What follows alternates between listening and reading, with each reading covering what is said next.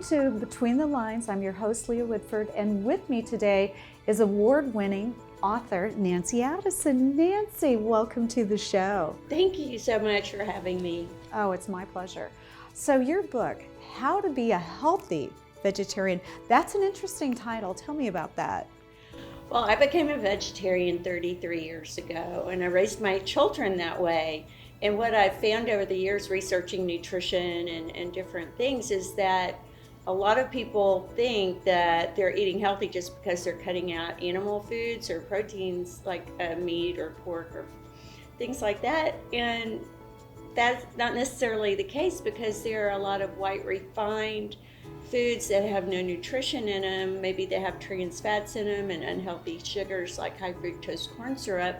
And they can be eating a lot of those that are vegetarian, but it's not necessarily making them healthy.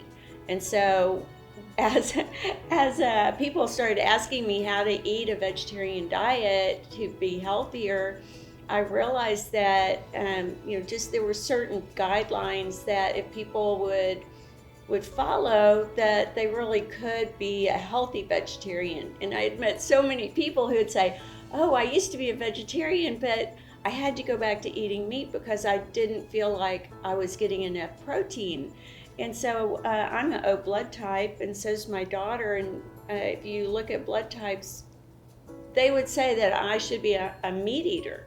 And what I found is that I very effectively thrive on a vegetarian diet, and so does my daughter. And I have figured out quite a lot of things about how to prepare food and different vegetarian plant foods that actually make them more digestible and healthier. And so anyway, I've just put that in my book, and since I'm a chef, it's a half cookbook as well. So it helps people implement what they're learning, and so they can put it as steps in their life to being a healthier vegetarian. Now, what was your inspiration for writing the book, Nancy? I had 2 children in college, and they hadn't gained a lot of weight like their friends had, and they also weren't getting sick and as often. And their friends were trying to eat vegetarian like them so that they could lose the weight and get healthier, because a lot of times kids go to college and they'll put on 20 pounds. And so I thought I was going to write a guidebook for kids in college.